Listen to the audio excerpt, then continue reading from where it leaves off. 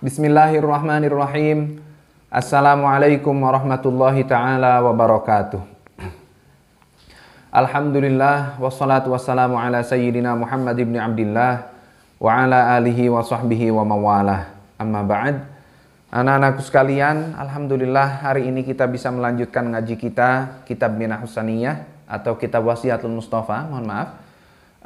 Dalam keadaan sehat walafiat. Juga kita berharap kepada Allah di bulan Ramadan ini kita selalu mendapatkan rahmat, ridho dan perhatian kasih sayang Allah Ta'ala, serta kita selalu mendapatkan taufik untuk terus mengabdikan diri, menghambakan diri dengan ibadah mahdoh ataupun amal soleh yang diniatkan untuk menghamba kepada Allah Subhanahu wa Ta'ala.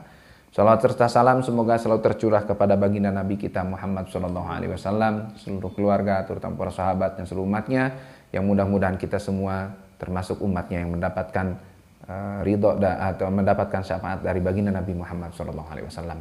Mari kita lanjutkan ngaji kitab Wasiatul Mustafa yang kita awali dengan membaca surat Al-Fatihah. Mudah-mudahan surat Al-Fatihah ini Allah sampaikan fadilahnya untuk pengarang, guru-guru kita, orang tua kita, orang-orang yang sayang sama kita, untuk Miftahul Falah, untuk orang-orang yang punya hubungan baik dengan Miftahul Falah, untuk orang-orang yang berwasiat kepada kita untuk minta didoakan oleh kita semuanya. Sekali lagi mudah-mudahan mereka semua dan kita semua selalu mendapatkan rahmat, ridho, kasih sayang Allah Subhanahu wa Ta'ala, dan terutama untuk baginda Nabi kita Muhammad sallallahu alaihi wasallam. Ala hadhihi wa alaikum nasliha wa hadratina Muhammad sallallahu alaihi wasallam. Al-Fatihah. A'udzu billahi minasyaitonir rajim. Bismillahirrahmanirrahim. Alhamdulillahi rabbil alamin arrahmanir rahim maliki yaumiddin. Iyyaka na'budu wa iyyaka nasta'in ihdinas siratal mustaqim siratal ladzina an'amta 'alaihim ghairil maghdubi 'alaihim waladdallin. Amin. Seperti biasa caranya seperti yang sudah bacakan dulu Arabnya, nanti diterjemah ke bahasa Sunda dan dijelaskan dengan bahasa Indonesia. Bismillahirrahmanirrahim. Ya Ali, idza kabbarta lis-salati fafarrij asabi'aka warfa' yadayka hadwa mankibaika wa idza kabbarta fadha' yaminaka ala shimalika tahta surratika wa idza raka'ta fadha' yadayka ala rukbatika wa farrij baina asabi'ika.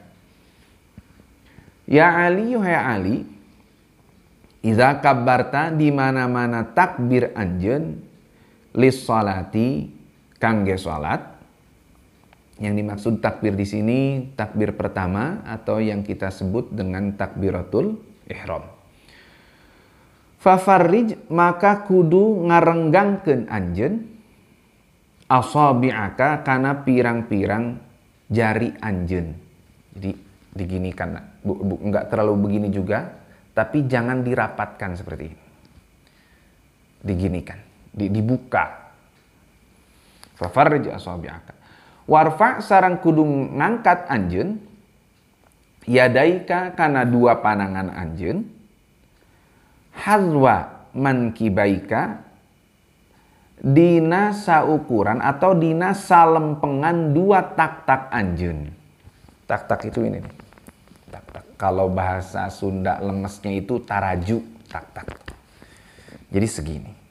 Ya.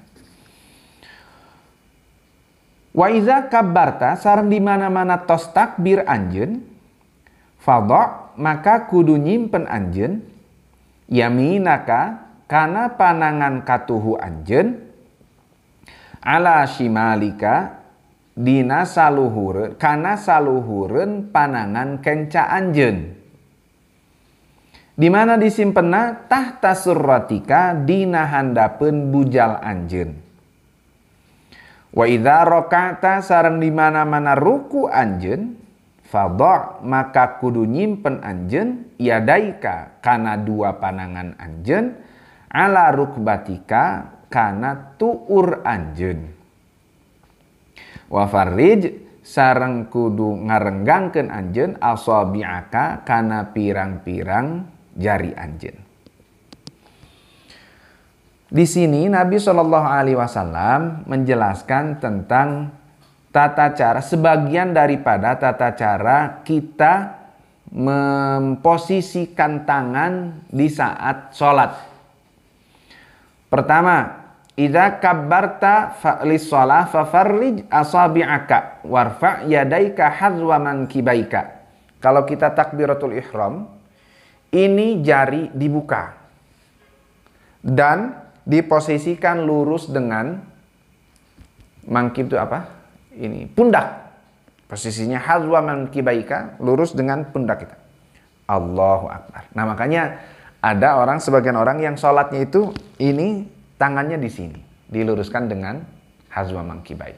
Ada juga riwayat yang lain diluruskan, ini ujung jempol lurus dengan apa ini? Kalau bahasa Sundanya mah naon atuh? Ya pokoknya lurus dengan ujung bawahnya telinga ini. Allahu Akbar. Dan ininya dibuka. Jangan Allah. Jangan gini, tapi ininya dibuka. Allahu Akbar. Wa idza kabbarta fadha' yaminaka 'ala shimalika tahta surratika. Kalau sudah takbir, letakkan tangan yang kanan ini di atas tangan yang kiri. Di mana diletakkannya? Tahta surratika, di bawah pusar, di bawah udel. Ya udahnya ya dikira-kira lah, udah sendiri masing-masing ya. Nah, makanya ini juga ada beberapa posisi, ada yang di bawah udel, ada yang di atas udel, tapi lurus ininya nih. Jadi si tangan ini lurus dengan sikut.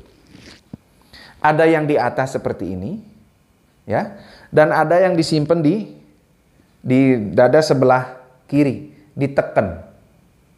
Dengan alasan katanya jantung kita atau hati kita itu kan di sebelah kiri. Jadi kalau ditekan itu bisa menambahkan dan membantu kita untuk bisa khusyuk di dalam sholat. Dan ada juga yang lepas tangan. Ininya tangannya nggak disimpan di sini, tapi disimpan di pinggir ya, berdiri terus disimpan di pinggir. Loh, terus gimana ini pesan Nabi bagaimana dengan orang yang bermacam-macam posisi seperti ini? Nah, sekali lagi makanya kita juga perlu belajar fikih. Di dalam fikih, cara menyimpan tangan di dalam sholat saat kita berdiri setelah takbiratul ihram dan di saat dan selama sholat di semua rakaat, caranya ini hukumnya sunnah. Ya, ada yang megang tangannya juga begini, ada yang megang tangannya ininya satu begini, ada yang dua begini, itu macam-macam.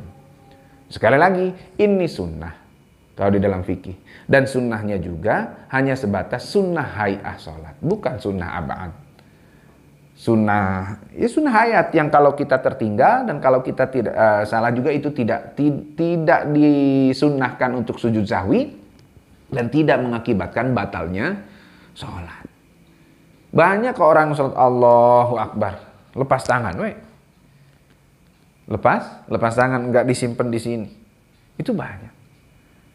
Dan kalau yang salah, yang mana yang salah? Yang di bawah, yang di tengah, yang di atas, di pinggir, atau lepas tangan? Yang salah, yang tangannya goyang-goyang. Allahu Akbar. Yang goyangnya. Atau yang salah, yang tangannya Allahu Akbar. Makasih udah sholat sama saya. Itu salah itu. Itu yang membatalkan salat. Itu ya. Jadi tadi pas kita takbir, tangannya dibuka dan tangannya diluruskan dengan searah dengan pundak.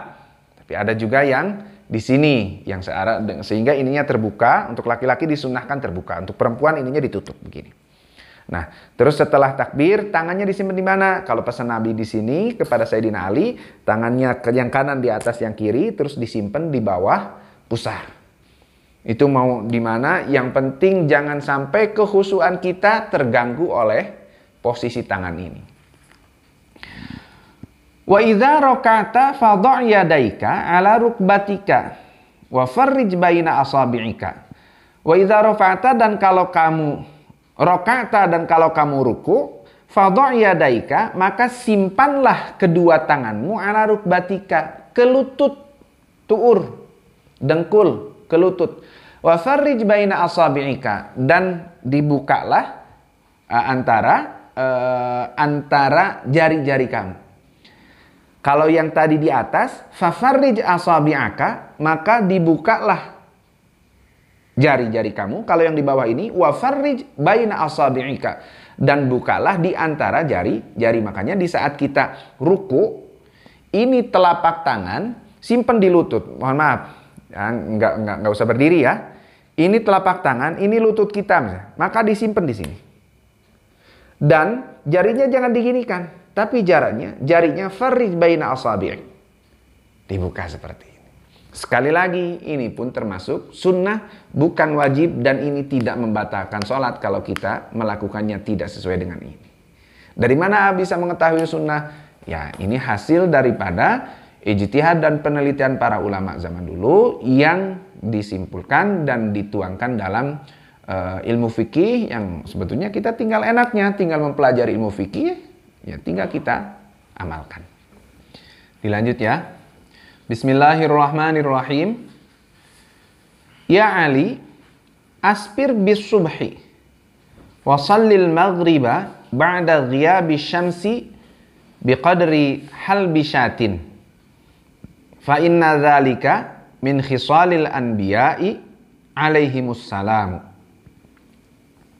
Ya Ali, hai Ali, asfir, kudu ramyang-ramyang.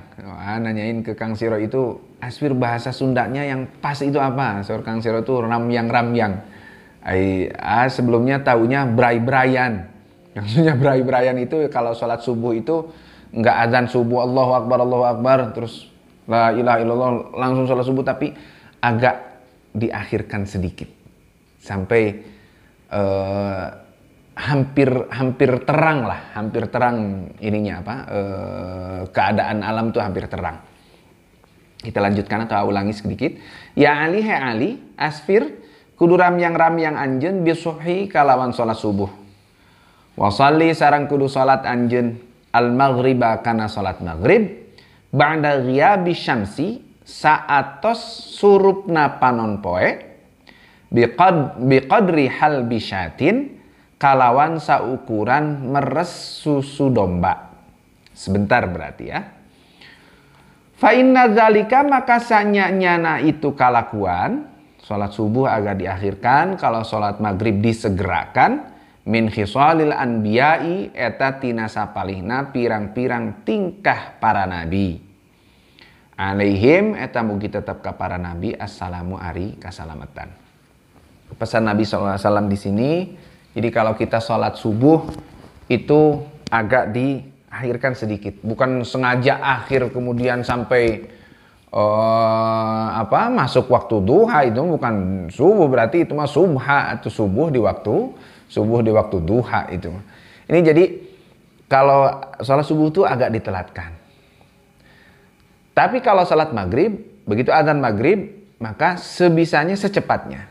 Bahkan di sini kalau sholat maghrib itu kata Kanjeng Rasul, sholil maghrib, sholatlah maghrib ba'da ghiyabi syamsi, setelah surutnya, setelah terbenamnya matahari, biqadri halbi syatin, seukuran orang tadi kata seperti yang kemarin itu meres susu kambing, hanya sebentar. Jadi kalau sholat maghrib harus disegerakan. Dan ini ternyata sholat subuh agak ditunda dan sholat maghrib disegerakan, itu termasuk sebagian daripada kebiasaan para nabi. Bahkan ngelihat waktu di Mesir itu, kalau di Mesir hampir semua masjid itu sudah ada tulisan jadwal waktu sholat. Misalnya azan jam berapa, itu ada jadwal waktu sholat. Terus ada satu lagi terpisah jadwal qomat. Kalau subuh qomatnya berapa menit setelah azan. Kalau zuhur berapa menit. Biasanya kalau zuhur asar itu 15 menit. Nanti isya ada yang 15 menit juga. Kalau maghrib biasanya 5 atau 10 menit setelah azan. 10 menit setelah masuk waktu maghrib, terus harus sudah qomat. Nah kalau subuh ini ada yang 20 menit setelah azan, atau bahkan ada yang sebagian masjid itu sampai 30 menit setelah azan. Kenapa begitu? Ya ini sebagian daripada kebiasaan para ulama. Dan ada juga diantaranya ada beberapa pesantren di Jawa Tengah atau Jawa Timur yang memang kalau sholat subuh suka agak ditunda. Tapi azannya tepat waktu. Kalau azan tepat waktu. Terus santrinya pada datang ke masjidnya juga ya bersegera. Tapi sholatnya suka agak ditunda. Apa? Dipakai waktu antara azan subuh dengan qomatnya itu dipakai waktu untuk apa? Untuk berdoa, ya, untuk santri menghafal, mutolaah kitab, dan biar apa? Nanti setelah sholat subuh, terus wiridannya lama, berdoanya lama, itu biasanya sampai habis waktu subuh, sampai masuk syuruk. Sampai masuk syuruk. Biar apa? Biar ngambil fadilah dari waktu subuh, tetap berada di masjid sampai datangnya waktu syuruk. Setelah itu baru pengajian, baru ngaji kitab. Nah ini juga termasuk pesan yang disampaikan oleh baginda Nabi SAW untuk Sayyidina Ali dan memang banyak kebaikan di dalamnya. Bismillahirrahmanirrahim. Ya Ali, alaika bi salatil jama'ati fa innaha indallahi kamasyyika ilal haji wal umrati. Wa ma yahrusu ala salatil jama'ati illa rajulun mu'minun qad ahabbahu Allahu wa ma yazhadu fiha illa munafiqun qad abghadahu Allahu. Ya Ali, hai Ali, alaika wajib ka anjeun bi salatil jama'ati kalawan salat berjamaah. Fa innaha maka sanyana salat berjamaah indallahi disandingan Allah Ta'ala kamasyika eta seperti lempangna anjeun lempang kamana ilal haji kana haji wal umrati sareng kana umroh wa ma yahrusu sareng henteu merhatikeun pisan ala salatil jamaati kana salat berjamaah illa kajaba rajulun hiji lalaki mukminun anu iman qad ahabba anu nyata-nyata tos mika resep mika cinta hu karojul saha Allahu Gusti Allah wa ma yazhadu sareng henteu mika ngewa fiha dina salat berjamaah illa kajaba munafiqun hiji jalma munafik qad abghadha anu nyata-nyata tos mika ngewa hu kamunafik saha Allahu Gusti Allah. Pesan kanjeng Nabi Shallallahu Alaihi Wasallam kepada Sayyidina Ali yang kali ini tentang sholat berjamaah. Alaika bisolatil jamaah, wajib atau kamu harus kalau sholat harus berjamaah gitu loh kata kanjeng Nabi. Kurang lebih seperti itu kepada Sayyidina Ali. Kenapa? Fa innaha indallahi kamasyika ilal hajj wal umrah. Karena orang yang berjalan berusaha untuk sholat berjamaah itu seperti orang yang pergi untuk melaksanakan ibadah haji atau umrah. Maksudnya gimana? Bukan berarti pahalanya orang yang berjamaah sama dengan orang yang pahala haji dan umrah. Tapi orang yang haji, orang yang umrah itu yang hajinya makbul, ya. Yang umrohnya hajinya mabrur, umrohnya mabrurah, makbulah, hajinya makbul, itu kan pahalanya dari Allah akan mendapatkan surga. Pahalanya dari Allah diampuni semua dosanya. Nah, begitu juga perginya kita, berjalannya kita, berusahanya kita untuk melaksanakan sholat berjamaah, maka itu pun merupakan satu usaha kita yang akan menghasilkan dosa dan kesalahan kita diampuni, dimaafkan oleh Allah Subhanahu wa Ta'ala. Sehingga di sini pun disebutkan kalau ada orang yang senang sholat berjamaah, maka itu tandanya dia orang yang beriman yang dicintai Allah. Perhatiannya itu ya sholat. Perhatiannya itu ya pengen berjamaah. Dimanapun.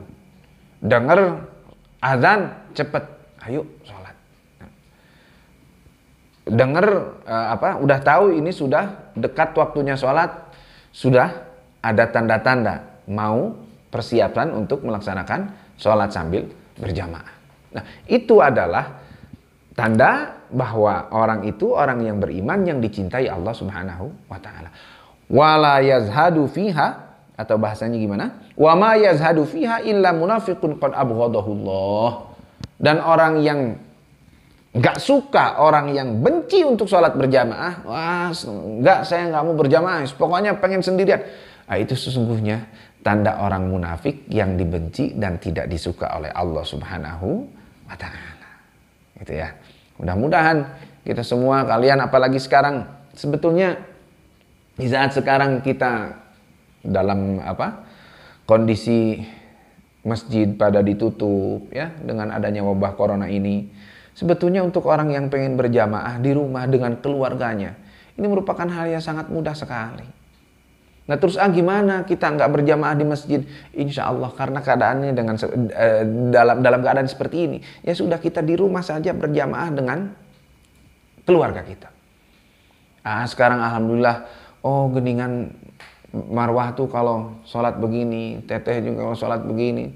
Dulu sebelum waktu pengantin baru, suka berjamaah sama teteh. Lama udah bertahun-tahun nggak pernah atau jarang sekali berjamaah sama teteh. Sekarang ini alhamdulillah bisa jamaah sama marwah, bisa jamaah sama teteh di rumah. Dan kalian juga di rumah ya berusaha berjamaah dengan orang tua, dengan saudara kalian masing-masing. Yang penting walaupun dalam keadaan seperti ini tetap berusaha sholat berjamaah di awal waktu, yang mudah-mudahan kita semua mendapatkan fadilah, keutamaan yang Allah berikan kepada orang yang memperhatikan sholat dengan berjamaah. Berapa menit? Saudara Sen? Jadi seberapa menit? 9 lagi. 11, akhirnya 10. Ya udah, langsung dilanjut, nggak usah dikat ya. Dilanjut ya, satu lagi. Bismillahirrahmanirrahim. Ya Ali, ahabbul ibadi ilallahi ta'ala abdun sajidun yaqulu fi sujudihi rabbi inni zalamtu nafsi faghfirli dhanbi fa innahu la yaghfirudz dzunuba illa anta. Ya Ali, hai Ali, ahabbul ibadi, ari anu pang dipika cinta na pirang-pirang hamba, dipika cinta kusaha ilallahi ka Gusti Allah taala, abdun eta hiji hamba, sajidun anu sujud, yaqulu anu ngucap saha abdun, ira ngucapna fi sujudihi dina sujudna abdun, Rabbi duh Gusti, inni sanyanyana abdi, zalamtu eta tos zalim abdi, nafsi kana diri abdi, faghfir maka mugi ngahapunten Gusti, li kangge abdi, zanbi kana dosa abdi, fa innahu maka sanyanyana kalakuan, la yaghfiru henteu aya anu tiasa ngahapunten, az-dzunuba kana pirang-pirang dosa, illa anta kajabi Gusti. Di sini pesan Nabi Shallallahu Alaihi Wasallam menyampaikan bahwa atau salah satu kriteria hamba yang paling dicinta oleh Allah Ta'ala. Ahabbul ibadi ilallahi ta'ala, hamba yang paling dicinta oleh Allah Ta'ala siapa? Abdun sajidun yaqulu fi sujudihi, adalah seorang hamba yang kalau sujud, kalau lagi sholat, dia mengucapkan di saat sujudnya, Rabbi inni zalamtu nafsi faghfirli dhanbi fa innahu la yaghfirudz dzunuba illa anta. Rabbi, Tuhanku, inni zalamtu, sesungguhnya aku telah berbuat zalim. Berbuat zalim kepada siapa? Nafsi, kepada diriku. Karena pada sejatinya kalau ada orang berbuat zalim, baik menzalimi diri sendirinya, hanya akibat kezalimannya hanya sampai berakibat ke dirinya saja, atau dia menzalimi orang lain walaupun dia zalim kepada orang lain, karena pada sejatinya kezaliman yang dia lakukan kepada orang lain itu akan kena ke dirinya sendiri juga. Makanya di sini doanya cukup, Rabbi inni zalamtu nafsi, Ya Allah, ya Tuhanku, sungguh aku sesungguhnya sudah berbuat zalim kepada diriku. Faghfirli dzanbi, maka ampunilah dosaku. Faghfirli dzanbi, maka ampunilah dosaku. Di situ ada pengakuan dulu, nak. Ada sahur orang Sunda mah karumaosan. Karumaosan itu apa ya? Kesadaran. Kita sadar, kita mengaku kepada Allah, ya Allah, aku ini banyak berbuat zalim kepada diriku. Karena walaupun aku berzalim kepada orang lain, sesungguhnya kezaliman itu kan akan kembali kepada orang yang berbuat zalim itu. Ya Allah, aku banyak berbuat zalim kepada diriku. Faghfirli dzanbi, maka ampunilah dosaku.